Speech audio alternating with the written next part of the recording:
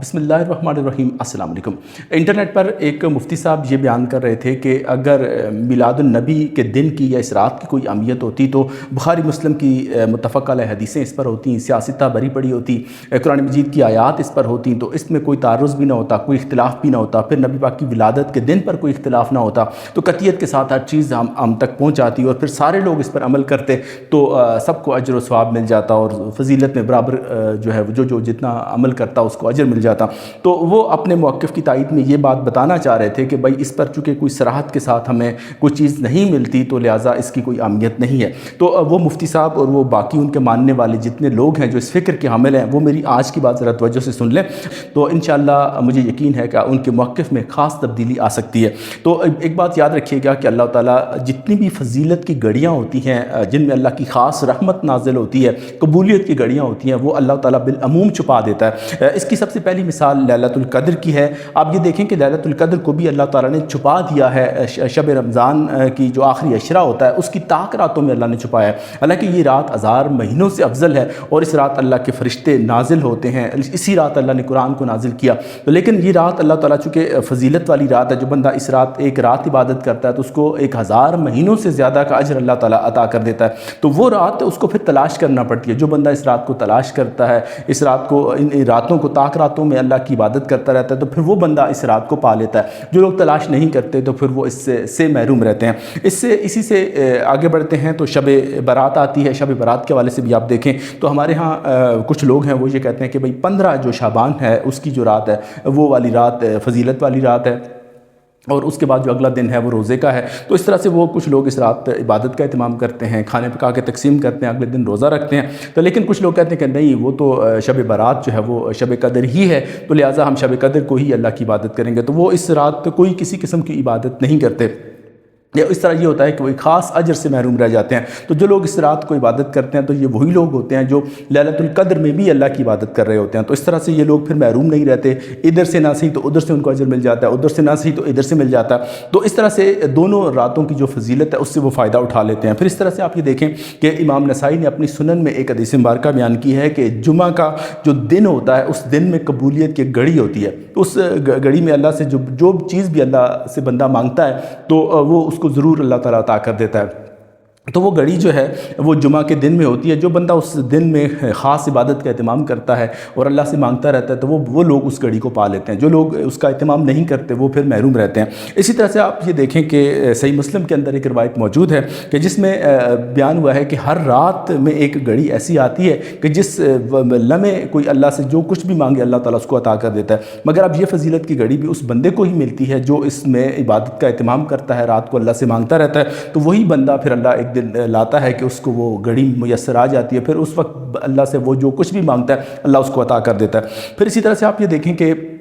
شب معراج اتنی بڑی فضیلت والی رات ہے کہ اگر ہم مسلمان اس رات اور دن کو اگر بطور عید سیلیبریٹ کریں تو تب بھی جو ہے نا وہ ناکافی ہوگا، کیونکہ ہمارے نبی کو آقا علیہ السلام کو اللہ تعالیٰ نے وہ خاص نعمت عطا کی کہ اپنے پاس بلایا، اپنا قرب عطا کیا، اپنا دیدار کروایا، پھر آسمان بالا کی سیر کروائی، تو سب کچھ اللہ تعالیٰ نے دکھایا۔ تو وہ آقا علیہ السلام کی جو وہ خوشی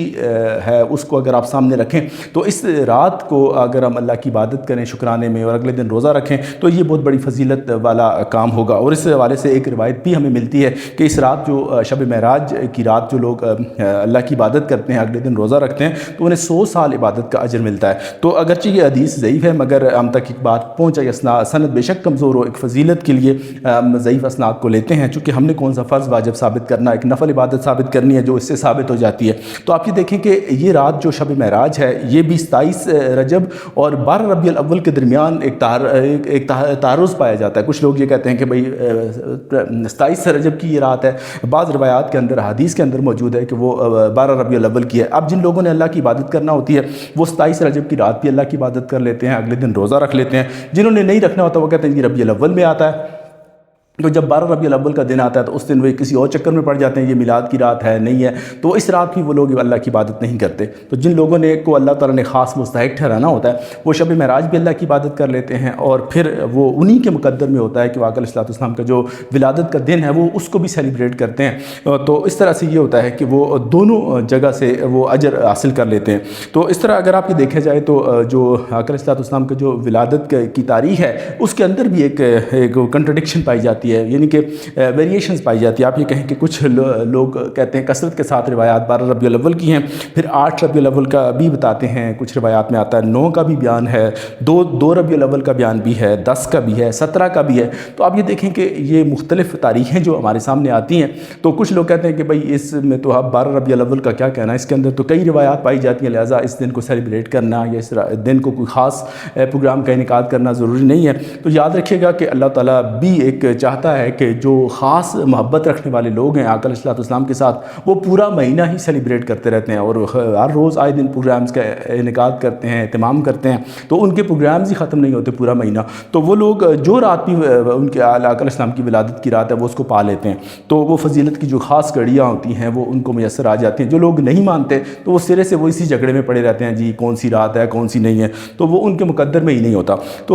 یہاں پر رک کر میں ایک خاص بات آپ سے کہنا چاہوں گا کہ اللہ تعالیٰ کا ایک خاص نظام ہے، اس کو ہمیشہ ذہن میں رکھیے گا کہ صحیح بخاری کے اندر ایک روایت موجود ہے، حدیث قدسی ہے، جس میں اللہ تبارک و تعالیٰ ارشاد فرماتا ہے کہ میرا کوئی بھی بندہ کسی ایسے عمل کے ذریعے میرا قرب حاصل نہیں کر سکتا جو میں نے اس پر فرض کیا ہے، یعنی کہ میرا عمل محبوب ہے۔ اللہ فرماتا ہے کہ جو چیزیں میں نے لوگوں پر فرض کی ہیں وہ میرے محبوب عمل ہیں، مگر کوئی بھی بندہ اس پر عمل کر کے میرا قرب حاصل نہیں کر سکتا۔ میرا قرب بندہ اس وقت حاصل کرتا ہے جب نفلی عبادت کے ذریعے میرا قرب حاصل کرتا رہتا ہے، پھر اس شخص کو میں اپنا محبوب بنا لیتا ہوں۔ یاد رکھیے گا جو لوگ فرائض ادا کرتے ہیں وہ دراصل اجرت لیتے ہیں،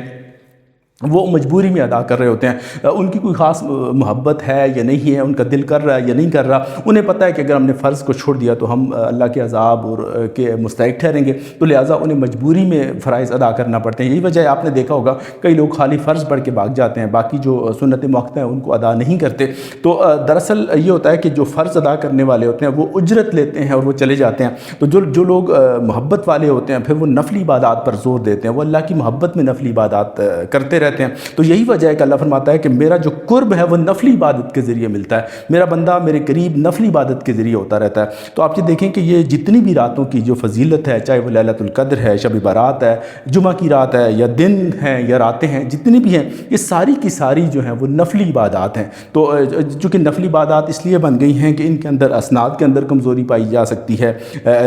تاریخوں کے اندر کوئی تعرض ہمیں نظر آتا ہے کہہ لیں، تو اس طرح سے یہ ہوتا ہے کہ یہ چیزیں پھر قطعیت کے ساتھ ہم تک نہیں پہنچتی، تو اس وجہ سے یہ مستحب درجے میں آ جاتی ہے، نفلی عبادت بن جاتی ہے۔ تو جب یہ نفلی عبادت بنتی ہے تو پھر یہ اللہ کا قرب بن جاتا ہے، چونکہ اب یہ کسی پر فرض واجب تو نہیں رہتا تو کہ کوئی بندہ لازماً اس پر عمل کرے گا، تو جب نفلی عبادت ہوگا تو وہ اپنے شوق سے اپنی محبت کے ساتھ ایسا کرے گا۔ تو جب اللہ کی محبت میں کوئی بندہ ان راتوں کو جاگتا ہے، اللہ کے رسول کی محبت میں جاگتا ہے، تو پھر اللہ تعالیٰ بھی اس کے ساتھ پھر وہ محبت کا صلہ محبت کے ساتھ دیتا ہے۔ اس حدیث میں بھی اللہ یہی بیان فرماتا ہے کہ جب بندہ